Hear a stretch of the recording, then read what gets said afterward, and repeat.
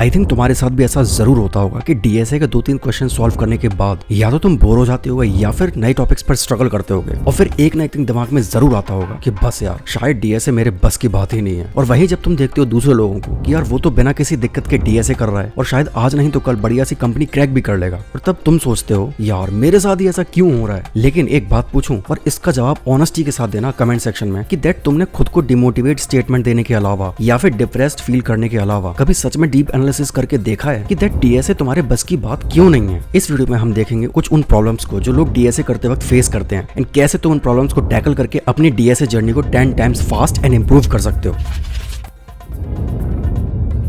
हम सब जानते हैं दैट ज्यादातर लोग डीएसए सीखना स्टार्ट इसलिए करते हैं क्योंकि उनसे कहा जाता है दैट डीएसए सीखो तभी अच्छी प्लेसमेंट लगेगी। लेकिन इतना तो हर कोई कह देता है, पर ये कौन बताता है कि एक्चुअली सीखना कैसे है। कॉलेज वाले भी बस डीएसए को सब्जेक्ट की तरह पढ़ाकर खत्म कर देते हैं क्योंकि इन्हें कोर्स कंप्लीट करना होता है सेमेस्टर खत्म होने से पहले। लोग तो ये भी कहते हैं कि लीड कोड के 304 से क्वेश्चन सॉल्व कर लो and you will get the idea of DSA. और कई लोग तो अपनी डीएसए शीट का गुणगान भी करते हैं कि मेरी डीएसए शीट से क्वेश्चन सॉल्व करने पर तुम्हें प्रॉपर डीएसए आ जाएगा। वेल, अगर ऐसा ही होता तो हर कोई 304 से क्वेश्चन सॉल्व करके एक बिग एमएनसी में ले चुका होता। वेल, द प्रॉब्लम इज जो लोग अपनी डीएसए शीट को प्रमोट करते हैं गलती उनकी नहीं है, गलती है स्टूडेंट्स की। आई नो आपको हो सकता है थोड़ा हार्श लगे, लेकिन understand it really carefully. DSA सीखते वक्त स्टूडेंट जो सबसे बड़ी गलती करते हैं वो ये है that they jump between different mentors, like आज किसी से सीखा कल किसी और से, या फिर आज किसी एक की डीएसए शीट को फॉलो कर रहे हैं एंड नेक्स्ट टाइम सोचते हैं यार इन वाले पर्सन के क्वेश्चंस अच्छे से समझ नहीं आ रहे हैं, दूसरे वाले पर्सन की डीएसए शीट को पकड़ते हैं क्योंकि मेरा फ्रेंड भी वही कर रहा है, सो लेट्स फॉलो दैट। और जो लोग डीएसए शीट को फॉलो नहीं करते वो लीड कोड क्वेश्चन सॉल्व करने में लग जाते हैं, लेकिन उनका सॉल्व करने का तरीका थोड़ा कैजुअल होता है क्योंकि उन्हें 300-400 क्वेश्चंस का एक क्राइटेरिया फिलअप करना होता है अपने माइंड में विच दे क्रिएटेड कि उन्हें इतने क्वेश्चंस तो करने ही हैं। तो अब वो इस चीज के लिए उस क्वेश्चन का सॉल्यूशन कॉपी पेस्ट करके सॉल्व करने लग जाते हैं। एक्चुअली सॉल्व नहीं, चीटिंग कहना सही रहेगा, और बस क्वेश्चंस की काउंटिंग बढ़ा रहे होते हैं। और फिर 3-4 महीने बाद किसी out of the blue question को देखकर रियलाइज होता है यार मुझे तो अभी भी कॉन्फिडेंस नहीं आ रहा। फिर अगेन वही बात, शायद डीएसए मेरे बस की बात ही नहीं है। तो एक्चुअली प्रॉब्लम आ कहां रही है? Well, there are 2 problems. First, that तुम बिना किसी स्ट्रक्चर के लर्निंग कर रहे हो, एंड सेकंड, ध्यान से सोचना, जैसे ही तुमने टास्क बनाया दैट तुम्हें 300-400 क्वेश्चन सॉल्व करने हैं या फिर कोई डीएसए शीट फॉलो करनी है, देन यू एंड कॉलेज वाले professors are exactly the same, because उन्हें कोर्स कंप्लीट करना है और तुम्हारे सबकॉन्शियस माइंड ने ये कह दिया कि इतने क्वेश्चन सॉल्व करने हैं। अब देखो, अपने लिए एक डेडलाइन सेट करना is not a bad thing because jobs में वही चीज करनी पड़ती है to meet a certain deadline, but the thing is जिस तरह जॉब में तुम बस अपनी डेडलाइन आने से पहले काम खत्म करने के लिए अपना क्वालिटी ऑफ वर्क सैक्रिफाइस नहीं करते हो, सेम उसी तरह just to complete 300-400 questions of DSA तुम अपनी लर्निंग को सैक्रिफाइस नहीं कर सकते एट एनी कॉस्ट। इस बात पर जितना जोर दिया जाए उतना कम है। Now understand it really carefully that DSA एक स्किल है और किसी भी स्किल को मास्टर करने के लिए एक प्रॉपर प्रोसेस होता है। पता है, डीएसए को रैंडम तरीके से सीखना is just like a guaranteed failure thing. So let's see what are those steps you can take जिससे तुम अपनी डीएसए लर्निंग को 10 टाइम्स इंप्रूव कर सकते हो। और यहाँ मैं ये नहीं बताने वाला कि इस बुक से कर लो या ये चीज कर लो, I will tell you proper practical solutions.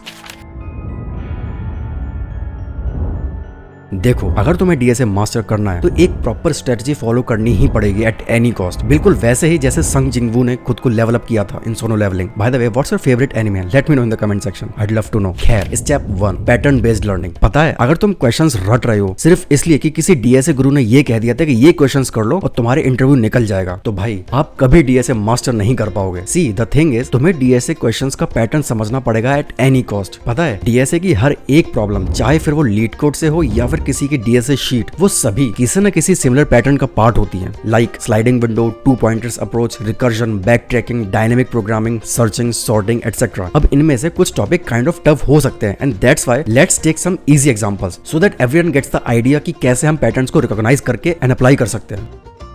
देखो, कोडिंग वर्ल्ड की दुनिया में जनरली नेस्टेड लूप्स को बैड कंडीशन माना जाता है। नेस्टेड लूप्स मतलब वही एक फॉर लूप के अंदर दूसरा फॉर लूप, एंड इसलिए हम कई बार कोड की टाइम कॉम्प्लेक्सिटी को कम करने के लिए इसको अवॉइड ही करते हैं। अब देखो, एक्सेप्शंस आर ऑलवेज देयर, जहां कुछ भी कर लो हमें नेस्टेड लूप लगानी ही पड़ती है, लेकिन in many scenarios we generally want to avoid it, या तो 2 पॉइंटर्स अप्रोच जैसी एल्गोरिथम्स का यूज करके या फिर एक्सट्रीम मैथमेटिक्स का। खैर, अभी यहाँ पर हम एक क्वेश्चन से शुरू करते हैं which is two sum problem. मान लो तुम्हारे पास एक सॉर्टेड एरे है दिस वन, और तुमसे कहा गया है दैट ऐसे 2 नंबर्स फाइंड करो जिनका जिनका सम 8 आता है। अब अगर तुम इस प्रॉब्लम को ब्रूट फोर्स अप्रोच से सॉल्व करने का सोचते हो, ब्रूट फोर्स मतलब वही नेस्टेड फॉर लूप्स, तो तुम्हें एक लूप लगाना पड़ेगा जिसमें तुम सारे नंबर्स को ट्रैवर्स करोगे एंड दूसरा फॉर लूप लगाना पड़ेगा to add every number with another number, जिसका कोड कुछ ऐसा होगा and that's a problem. Now some people must be thinking यार 5 ही तो नंबर है, उसके लिए क्या ही बेस्ट अप्रोच लगाना। Well you are right in your own way, लेकिन व्हाट इफ काउंट्स इतने ना होकर इतने होते, तब क्या करते हैं? क्योंकि डीएसए क्वेश्चन सॉल्व करते वक्त कुछ कंस्ट्रेंट्स होते हैं जिनको हमें फॉलो करना पड़ता है, या फिर सिंपल भाषा में कहूं एज केसेस, जिसके लिए हमारा कोड प्रॉपर वे में एंड फास्ट चलना चाहिए। और ये कंस्ट्रेंट्स वाली चीज आप लीड कोड या फिर किसी भी कोडिंग प्लेटफॉर्म पर देख सकते हो। खैर, तो अब इस क्वेश्चन को सॉल्व करने के लिए तुम थोड़ा अगर ध्यान लगाओ तो तुम्हें दिखाई देगा यहाँ पर हमारा एरे सॉर्टेड है, राइट? तो क्या होगा अगर हम 2 पॉइंटर्स अप्रोच लगाएं? अब बात आती है कि 2 पॉइंटर्स अप्रोच होती क्या है। वेल, क्योंकि एरे सॉर्टेड है तो हम एक पॉइंट एरे के शुरू में रखेंगे और एक पॉइंट एरे के लास्ट में रखेंगे। अब ये 2 पॉइंट्स कैसे निकले इसको हम कुछ देर में देखेंगे, लेकिन इसको सॉल्व करने के लिए हम फॉर लूप ना लेकर व्हाइल लूप से सॉल्व करेंगे। अब अगर एरे ऑलरेडी सॉर्टेड है तो ठीक है, वरना अगर नहीं है तो हम इसे जावा में ऐसे कर सकते हैं। यहाँ हम एरेज डॉट सॉर्ट के अंदर लैम्डा एक्सप्रेशन का यूज कर रहे हैं। ये लैम्डा एक्सप्रेशन एक्चुअली एक कस्टम कंपैरेटर डिफाइन करता है जो बताता है कि एरे को किस तरह से सॉर्ट करना है। अब इसके बारे में हम किसी और वीडियो में बात करेंगे, वरना कंफ्यूजन बहुत ज्यादा बढ़ जाएगा। खैर, काफी लोग जब डीएसए सीखते हैं तो कंफ्यूज हो जाते हैं कि ये चीजें जावास्क्रिप्ट में नहीं होती, बट भाई ये सॉर्टिंग वाला कांसेप्ट जावास्क्रिप्ट में भी होता है, बस सिंटैक्स थोड़ा अलग होता है। खैर, इसमें फिर हम फर्स्ट एंड लास्ट पॉइंट को ऐड करेंगे और अपने रिक्वायर्ड रिजल्ट से कंपेयर करेंगे। मान लो 1 + 10 = 11 विच इज ग्रेटर देन 8, तो हमें जाहिर सी बात है छोटे नंबर की तरफ बढ़ना होगा, राइट? तो हम राइट वाले पॉइंटर को एक स्टेप आगे बढ़ा देंगे and then we will check 1 + 6 = 7 which is less than 8। तो अब हम लेफ्ट वाले पॉइंटर को आगे बढ़ाएंगे क्योंकि हमारा रिजल्ट 7 से ज्यादा है, राइट? तो हम राइट वाले पॉइंटर को वहीं रखेंगे एंड लेफ्ट वाले पॉइंटर को एक नंबर आगे बढ़ा देंगे। So now we will have to check 2 + 6 = 8 which is equal to our required result. Now अगर तुम ये सोच रहे हो कि ये 2 पॉइंटर्स बनाए कैसे, तो अगर आपको एरेस के साथ खेलना आता होगा तो हमें पता है कि एरे के फर्स्ट इंडेक्स वाले एलिमेंट को कैसे एक्सेस किया जाता है। तो उसके लिए हम लिख देंगे int start ptr = 0 and last वाले के लिए हम लिख देंगे int end ptr = एरे की लेंथ -1। अब देखो, इसको सॉल्व करने के लिए और भी ऑप्टिमाइज्ड अप्रोच हो सकती है, लाइक यूजिंग हैश मैप्स, लेकिन अभी यहाँ पर हम पैटर्न रिकॉग्निशन पर फोकस कर रहे हैं। सो अभी हैश मैप्स को इग्नोर करते हैं, वरना चीजें और भी ज्यादा कॉम्प्लिकेटेड हो जाएंगी। नाउ अब इस चीज को बहुत ध्यान से सुनना जो मैं बताने वाला हूँ, इट्स रियली इंपॉर्टेंट। अब हम क्वेश्चन लेने वाले हैं लिंक लिस्ट का।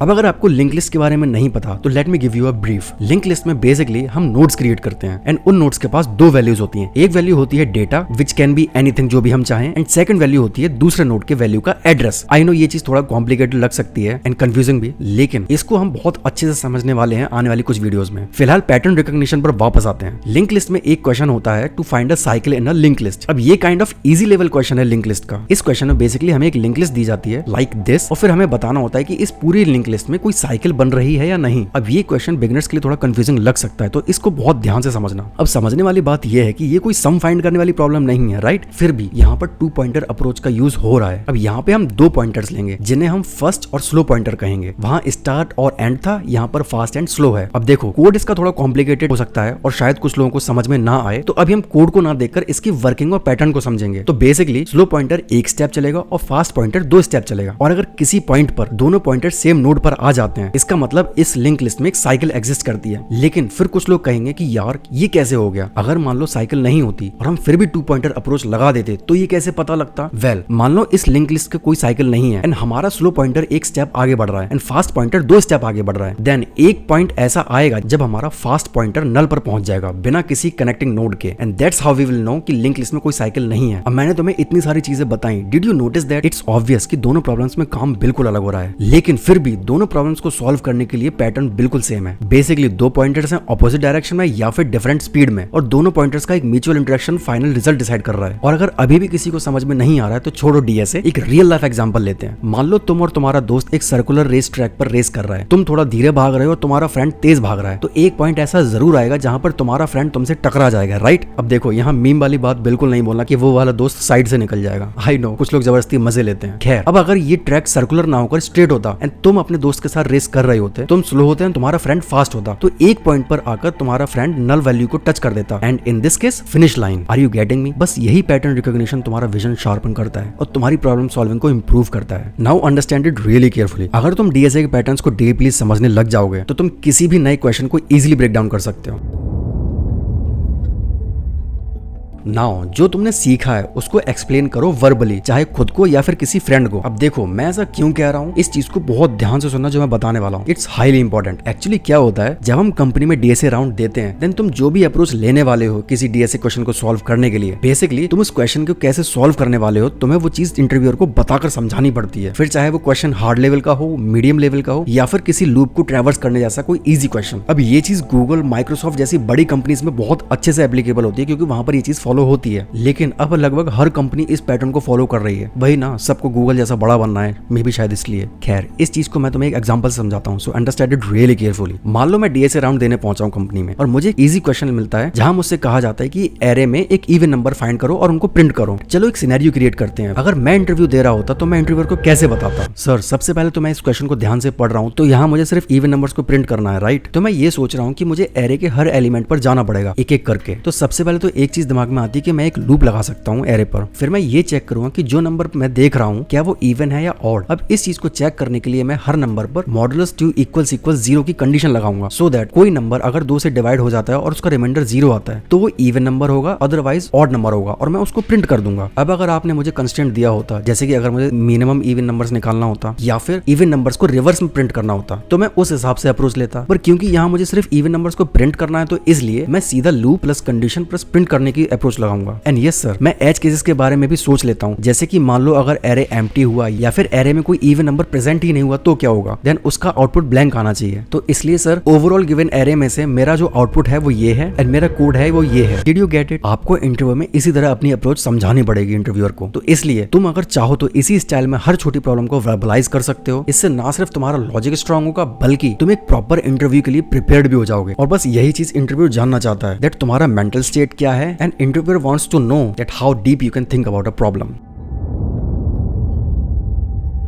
पता है, लोगों को डीएसए में सबसे बड़ी प्रॉब्लम तब होती है जब वो इसको सिर्फ थ्योरी बेसिस पर समझने की कोशिश करते हैं, रेदर देन थिंकिंग कि डीएसए का रियल वर्ल्ड सॉफ्टवेयर में कैसे यूज होता है। चलो इसको एग्जांपल से समझते हैं। अब इस चीज को बहुत ध्यान से समझना जो मैं बताने वाला हूँ। For example recursion. अब अगर तुमने कभी कस्टमर केयर पर फोन किया होगा तो तुमने सुना होगा press 1 for English, press 2 for Hindi. जब तुम एक दबाते हो तो फिर आगे बोलता है कि press 1 for account info etcetera and etcetera, right? Which means एक फंक्शन के अंदर दूसरा फंक्शन और दूसरे के अंदर कुछ और फंक्शन, एंड यही होता है रिकर्जन विद कॉल स्टैक। चलो इसको हम कोड की तरीके से समझने की कोशिश करते। देखो, कोडिंग के बारे में हमें पता है कि हमारा कोड जो है वो सीक्वेंशियली प्रोसेस करता है, राइट? अब यहाँ इस कोड में सबसे पहले welcome to customer care print होगा, फिर उसके बाद मेन मेन्यू वाला फंक्शन, और जैसे ही हम मेन वैल्यू वाले फंक्शन पर जाएंगे वहां हमें 3 चीजें पूछी जाएंगी, press 1 for English, press 2 for Hindi and press 3 for exit. अब इसके लिए हमने कुछ कंडीशन लगा रखी है जिस बेसिस पर हमारा कोड आगे बढ़ेगा। अब जैसे मैंने इंटरव्यू वाले पार्ट में एज केसेस की बात की थी, उसी तरह तुमने देखा होगा कि कभी कभी कस्टमर केयर से बात करते वक्त किसी किसी का गलत बटन दब जाता है, राइट? एंड जैसे ही इनवैलिड ऑप्शन प्रेस होगा हम वापस फिर से अपने मेन मेन्यू शुरू कर देंगे। अब इसी तरह बाकी ऑप्शंस प्रेस करने पर हम उस फंक्शन में पहुंच जाएंगे। जैसे अगर इंग्लिश चूज की तो हमारा कोड इंग्लिश मेन्यू वाले फंक्शन में पहुंच जाएगा, एंड देन उसके बेसिस पर हमने फिर से कुछ कंडीशंस लगा रखी हैं। एंड इसी तरह कॉल स्टैक या फिर रिकर्जन वर्क करता है, जहां अगर हमें रिक्वायरमेंट हो रही है तो वो बार बार खुद को कॉल कर सके। अब ये सिर्फ एग्जांपल है, ये ट्रेडिशनल रिकर्जन नहीं है लाइक फिबोनाची सीरीज वगैरह and all. I thought to give you a real world example जो तुम डेली यूसेज में देख सकते हो, and this example is a form of mutual recursion, जहां एक से ज्यादा फंक्शन खुद को या दूसरे फंक्शंस को कॉल करते हैं। Are you getting me? हमारा ब्रेन इन छोटे छोटे रियल वर्ल्ड फीलिंग्स को ज्यादा देर तक याद रखता है क्योंकि उनका कंटेक्स्ट क्लियर होता है। और अगर तुमने डीएसए के हर एक कॉन्सेप्ट को इसी तरह रियल लाइफ से कनेक्ट करना शुरू कर दिया तो तुम्हारा इंट्यूशंस बहुत अच्छे से डेवलप होने लगेगा। इसलिए नेक्स्ट टाइम जब भी कोई कॉन्सेप्ट समझ में ना आए, बुक बंद करो और सोचो इसका रियल वर्ल्ड वर्जन क्या हो सकता है, क्योंकि जब तक तुम तुम्हारे कॉन्सेप्ट को रियल वर्ल्ड से कनेक्ट नहीं करते तब तक डीएसए तुम्हें सिर्फ एक सिलेबस जैसा ही लगता रहेगा और तुम उससे हमेशा डरते रहोगे।